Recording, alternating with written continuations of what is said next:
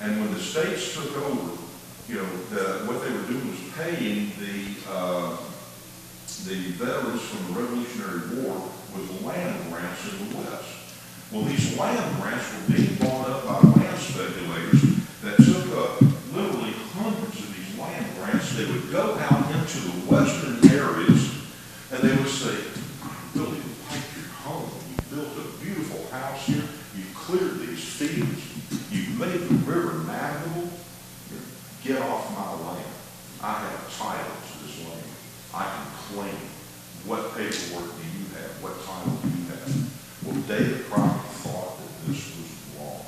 And that was the driving force in his entire political career, was to find some way to protect the rights of the poor and the disenfranchised to the properties that they had.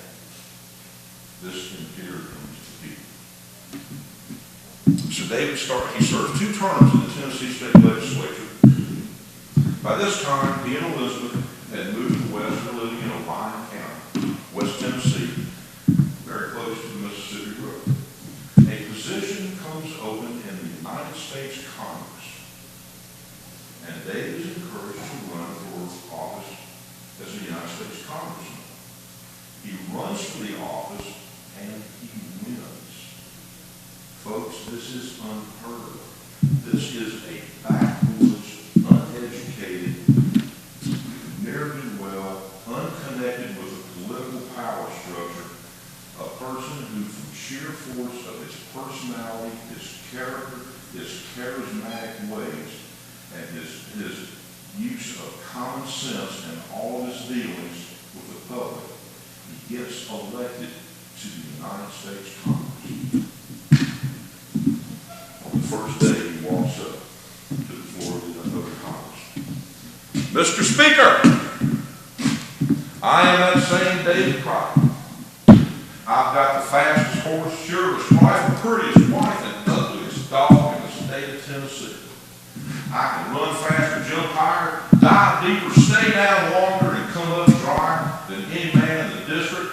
My daddy can whip any man in the country, and I can whip my dad.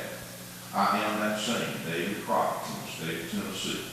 Well, you can bet that those congressmen knew that something had come. They were dealing with a different kind of a politician. David Crockett did not care about all of their pretentious ways. He did not care about all of their connections. He was there to fight for the rights and the needs of his constituents. And he did so on a regular basis. They didn't think too much of David Crockett. One time Crockett was walking down Pennsylvania Avenue. There was a man driving a herd of mules down Pennsylvania Avenue. There was an opposition candidate from the state of, oh my Lord, help me out, Tim. Massachusetts, thank you. I'm having one of those senior moments. A man with opposition candidate from the state of Massachusetts was on the other side of the road. He looks down the road. He says, "Steve Crockett." He says, "Hey, Crockett, I see some of your constituents are in town." Crockett looks down there, sees the herd of mules. He doesn't miss a beat. He says, "Yeah, they're on their way to Massachusetts to teach school." But David Crockett, though he was uneducated, though he may have been ignorant, he was by no means unintelligent. This man was brilliant. He used his personality, he used his vocabulary to disarm those that might oppose him and to garner the support of the people that he loved so much, those poor, common people in the state of Tennessee that he was representing. He served 1 term in the United States Congress. He missed an election. Years went by. He ran for Congress again. He was reelected. It was during that time, between those 2 congressional elections, that David Crockett had a famous hunting season where he killed 105 bears in 1 year. Folks, what does a man do with 105 bears in 1 year? You have to look at the history of the region. This was about 18-20 years after the New Madrid earthquake that absolutely ravaged West Tennessee.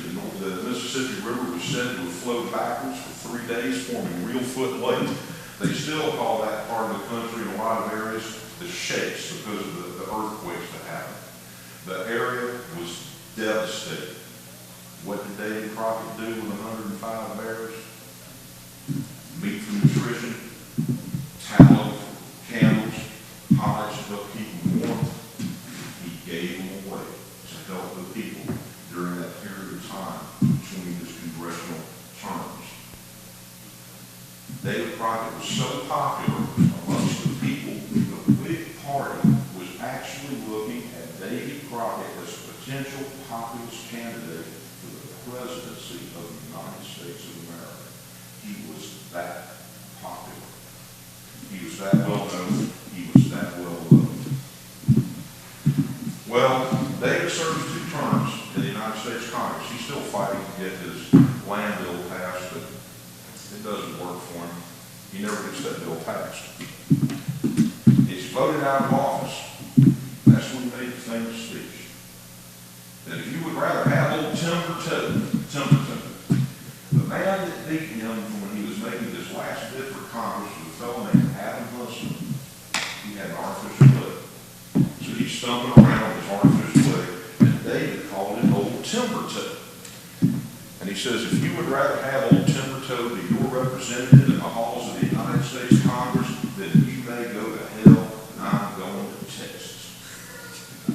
Texas was fighting for their independence from the Bureau of Mexico. You know, I ask people sometimes, how many civil wars have there been on the American continent? And everybody says, well, you know, there's been the Civil War, or what we in this part of the country call the War of Northern Aggression. But there was another Civil War. That was the Civil War where the people from Texas had basically seceded from the Imperial Mexico, and they were fighting for their independence. And David Crockett went to Texas to help those people win that independence. Me personally, I think he had political ambitions in the new Republic of Texas. He saw himself as being able to continue his political career, perhaps even be the president of the Republic of Texas at some point. But he goes to Texas and he finds a condition that meant that he is one of the happiest times in his life. He writes back to his family that he has found a place that he would rather be in than have a permanent position in the United States Congress.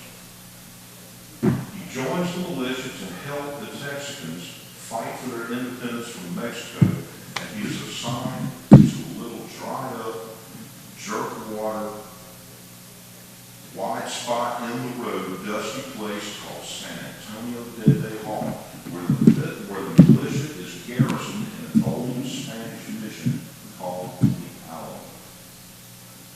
He goes into the Alamo.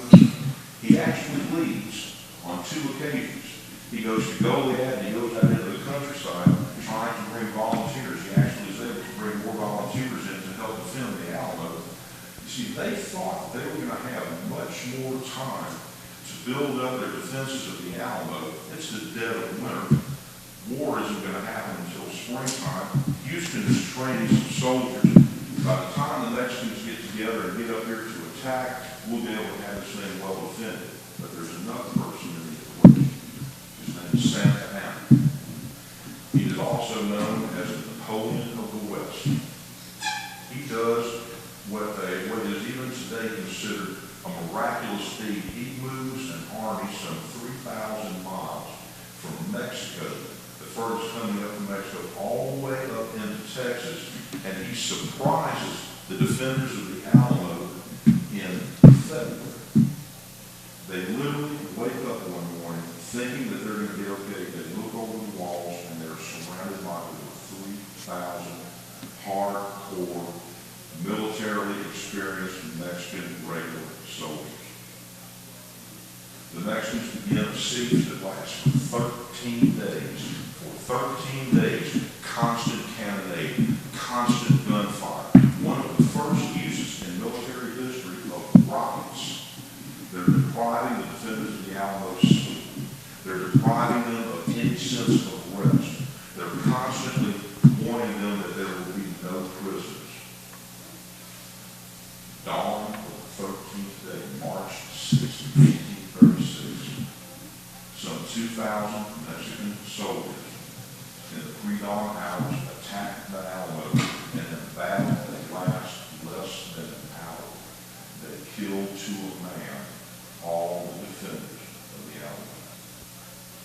A lot of people think that's the end of the story of David Crockett. Wrong. Remember I was talking about that land bill a few minutes ago? David Crockett never got that land bill passed. But his eldest son, John Wesley Crockett, was elected to the United States Congress and in 1841 got passed the Crockett Land Bill that guaranteed that settlers in the territories and in the newly acquired regions of the North American continent, before they could be put off of their lands by land speculators or governments or anything, before they could be put off of their lands, they had the right to purchase that land and gain legal deed to it for the then ridiculous price of 12.5 cents an acre. His eldest son ensured the legacy of David Crockett, his political career. So what do we have here? A poor boy brought up in poverty, ignorance, destitution, abusive father, facing the challenges of living on the frontier, and he rises to a position with the sheer force of his character, his will, his values. He rises to a position when he occupies 2 terms in the United States Congress in what is then the most populous congressional district in the country, the Western District of the state of Tennessee, the most populous single district in the country. And he is actually considered for his potential candidate for the presidency of the United States. This is a man of some character and means. I would love to have met him. He was the embodiment of all the values that we hold: courage, honor, trust, self-reliance, protecting your family, being an honorable man, the things that we associate and that we call the pioneer spirit, what made this country great. And folks, he was born about 8 miles that way. Fantastic historical figure that is famous not only for Greene County, not only for the state of Tennessee. He is a national figure. He is a world famous figure. We have people come to our little park from literally all over the world. Every continent has been, since I've met David Crockett Park, every continent is represented. Visitors we've had come see the place where this iconic figure was made. Thank you.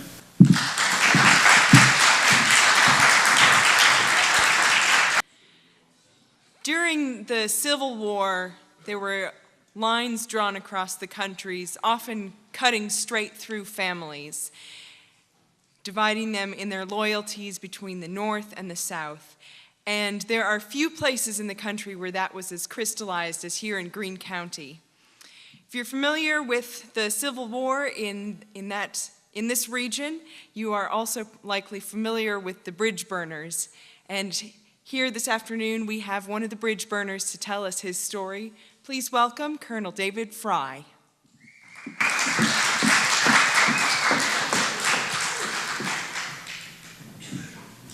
My name is Fry.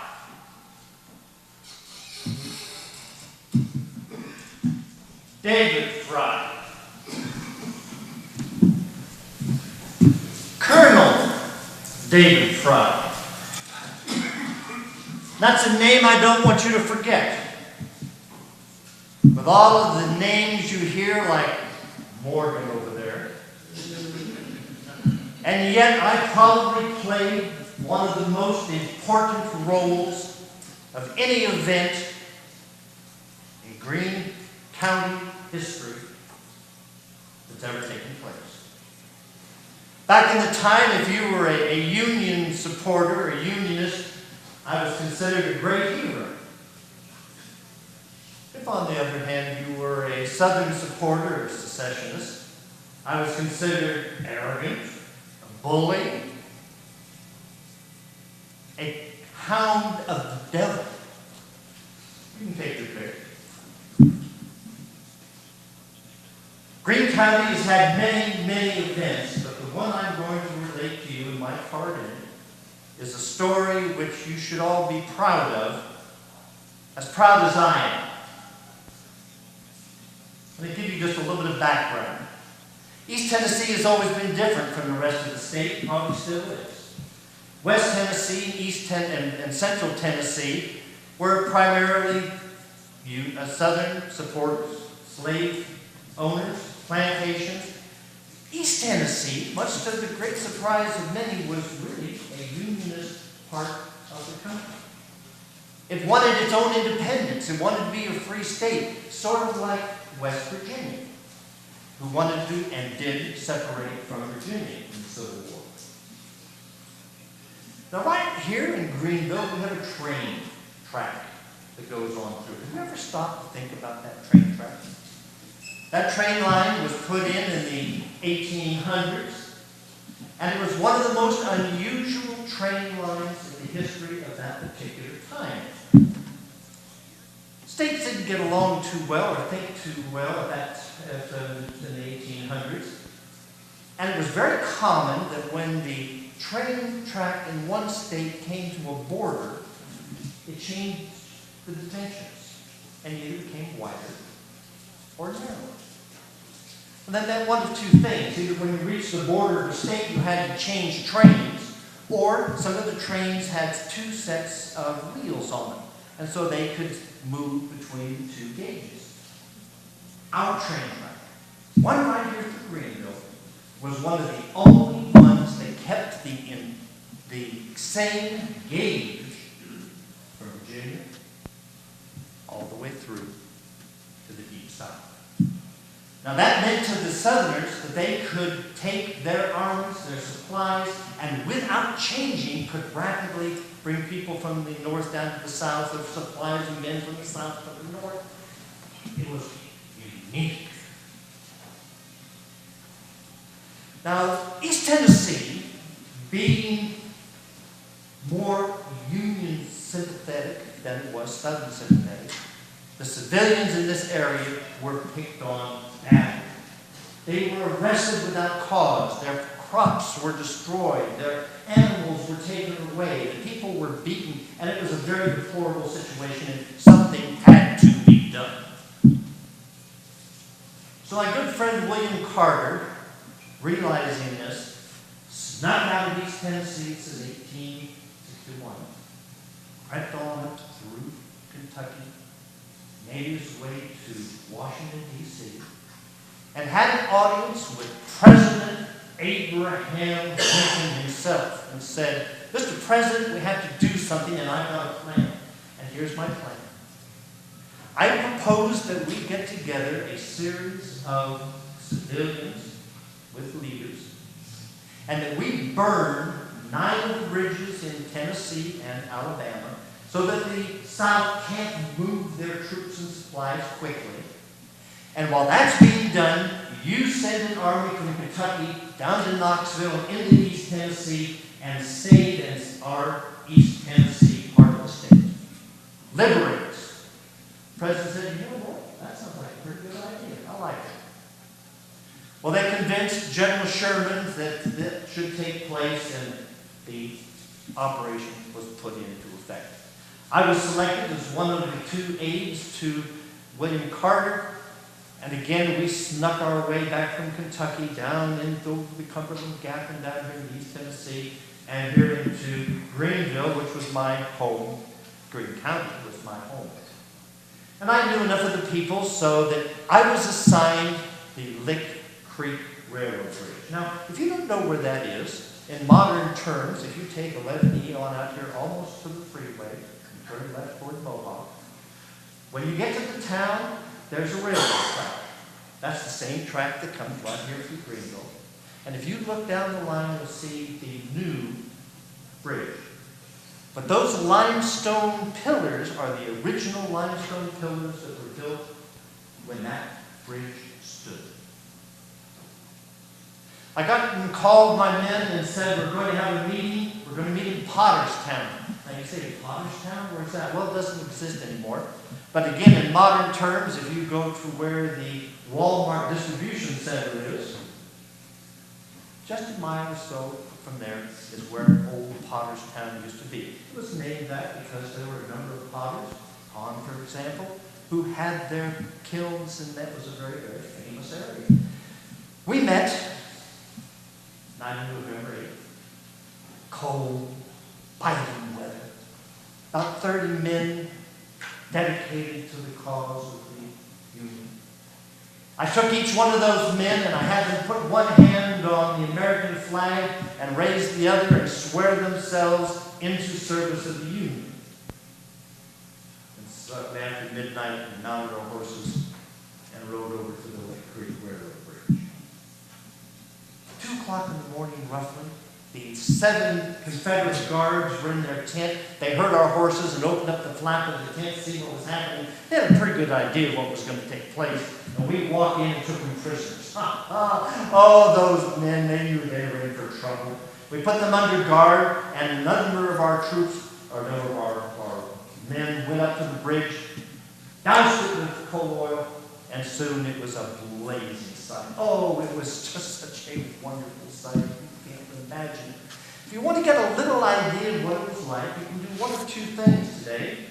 You can go to the Nathaniel Green Museum, and there's a painting of the bridge burners, probably the only painting of the bridge burners ever done. The National Park Service has taken that painting and made trading cards. And if you go to the visitor center here, at the Andrew Johnson Center, you can see the trading card. You get some idea of the fire of that night. Oh, it's exciting. But then we had a problem. We had 7 Confederates that we had to do something with. I suggested shooting. My men weren't quite so bold. And so we gave them a choice. And we said, now you Southerners, you are going to give you a choice. You may either pledge allegiance to America, the Union, or we're going to shoot you. It didn't take too much imagination to guess which one they picked.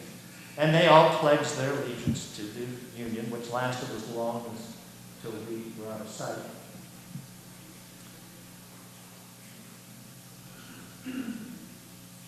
The bridges were burned, not all of them, but a good number.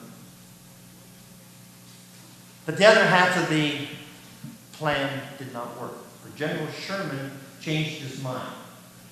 And the army coming down from Kentucky was stopped, was turned around, and came back, leaving the people of East Tennessee in a very, very difficult situation.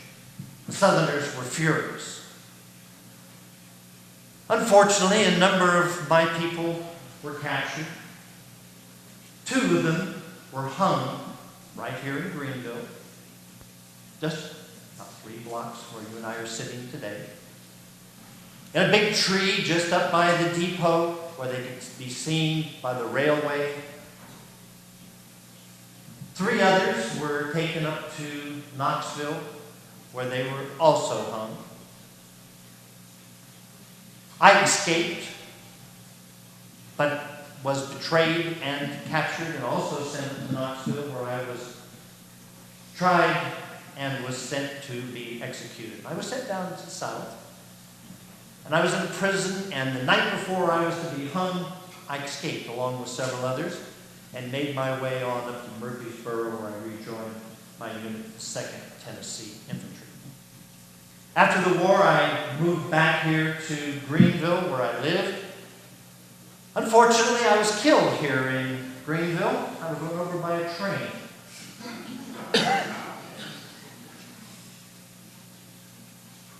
The bridge burners had a somewhat difficult effect upon East Tennessee because the Southerners were so very upset. They made life much more difficult for the Northern supporters, and was it worth it? Who knows? It's interesting to me also that the two military men who are going to be speaking, myself and General Morgan over there, were both killed here in Greeneville. I am buried here in town. If you want to see my grave, again in modern terms, if you go to Food City on Tusculum Avenue, and right across the street is the Shell gas station, and right behind the Shell gas station is the cemetery. You'll find my grave along the edge of it. Folks, we have much to be proud of in Greeneville, and if you don't know the story of the bridge burners, it is a remarkable story of heroism of the people of East Tennessee and Greene County in particular.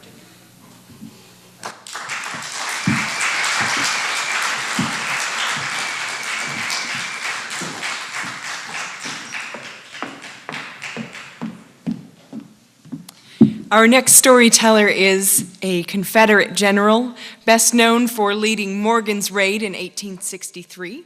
And although he wasn't born in Greene County, he did die in Greeneville, as Colonel Fry pointed out. Please welcome General Morgan.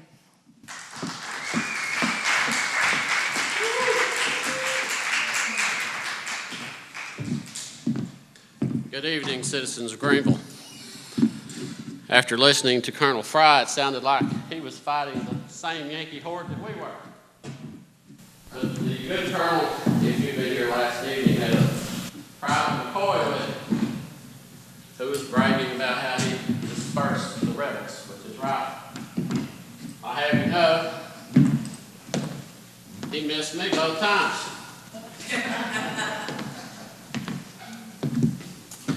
But 147 years ago, a little over a block and a half away, I was surprised early in the morning of September 4th.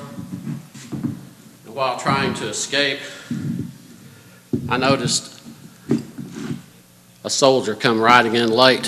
He had on jeans cloth. He wasn't in a uniform. I took him to be a Confederate soldier, so I started to run toward him. He leveled his rifle and said, "Halt!" I immediately turned, heard the crack of the rifle. Kept running, heard the crack again. And then the explanation, I killed down horse thief. So as I lay there, my life's blood ebbing from my shattered heart, my life flashed through my mind the final seconds. My mother, my Aunt Betty, my brothers, sisters, my darling wife, Maddie, and Abington, who was pregnant with our child. So who was this John Hunt Morgan? Who was I? Born June 1st, 1825 in Huntsville, Alabama. My mother's midwife excitedly exclaimed, "This is Morgan, this is a special child. He's born in the season of the wild rose." I was named for my grandfather, John Wesley Hunt, the first millionaire west of the Alleghenies. A man with many farms, a man in manufacturing, a land speculator, a horse breeder, the man who had founded Transylvania College in Lexington, Kentucky. My father, Calvin, was in the apothecary business. He was a pharmacist. At that time, Huntsville was on the frontier. We still had Indians.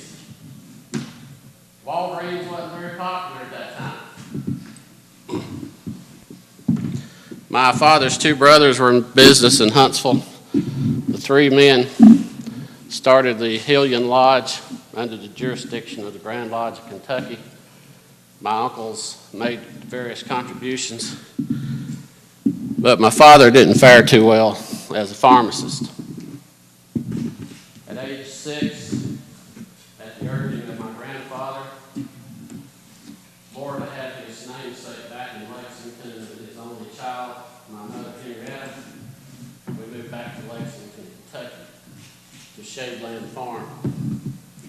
There, growing up with my brothers, there was me. I was always called John Hunt. Brother Richard was Dick.